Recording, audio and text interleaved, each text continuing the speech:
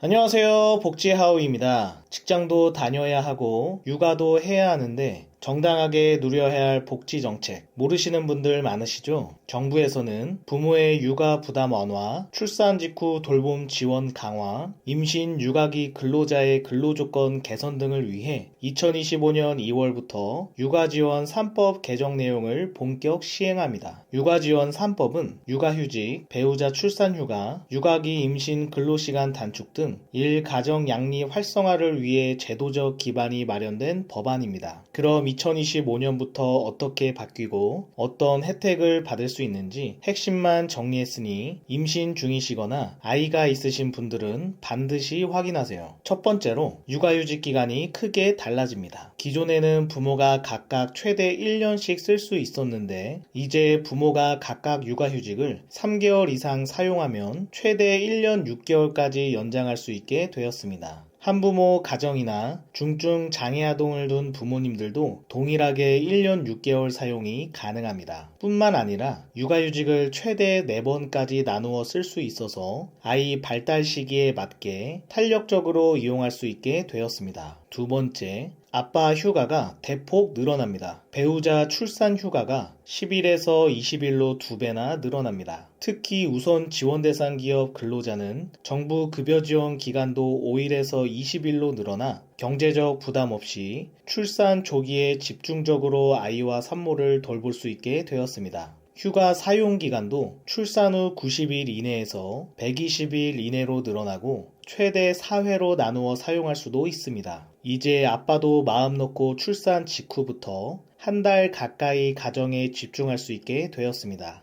세 번째, 근로시간 단축의 폭이 크게 넓어집니다. 자녀 연령 기준이 초등 2학년에서 초등 6학년까지 확대되어 더 큰 아이를 돌봐야 하는 상황에도 시간 단축을 활용할 수 있습니다. 또한 육아휴직을 사용하지 않았다면 그 기간을 2배로 계산해 근로시간 단축으로 활용할 수 있고 최소 사용 단위도 3개월에서 1개월로 줄어들어 방학이나 시험기간 같은 단기 돌봄에도 활용하기 쉬워졌습니다. 네 번째는 임신기 근로시간 단축 확대 소식입니다. 기존에는 임신 12주 이내 36주 이후에만 단축할 수 있었는데요. 이제 32주 이후에도 단축이 가능하고 고위험 임신인 경우 의사의 진단을 받아 임신 전 기간에 걸쳐 근로시간을 단축할 수 있습니다. 임신 근로자와 태아 건강 보호를 위해 한층 강화된 지원입니다. 다섯 번째, 연차 산정 문제가 개선됐습니다.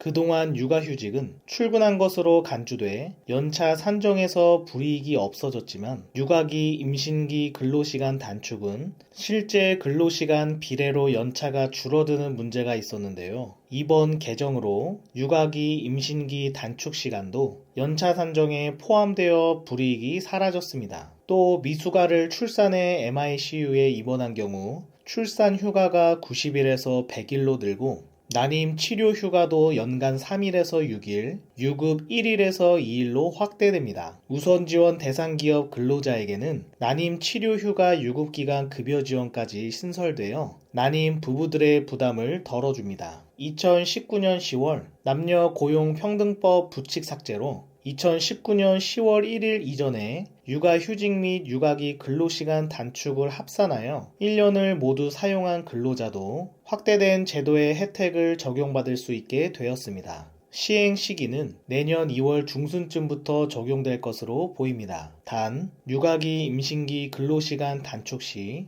연차 산정 계산은 공포일로부터 바로 시행된다고 하니 참고하세요. 육아지원 3법의 더 자세한 내용은 더보기란과 고정 댓글에 링크 남겨두었으니 반드시 확인하셔서 정부 지원 혜택 꼭 챙기시기 바랍니다. 다음 복지 혜택도 핵심만 쉽고 빠르게 알려드릴 테니 구독과 알림 설정하셔서 최신 복지 정보를 가장 먼저 받아보세요. 좋아요와 따뜻한 댓글은 영상 제작에 큰 힘이 됩니다. 모르면 못 받는 복지 혜택, 복지는 복지아우.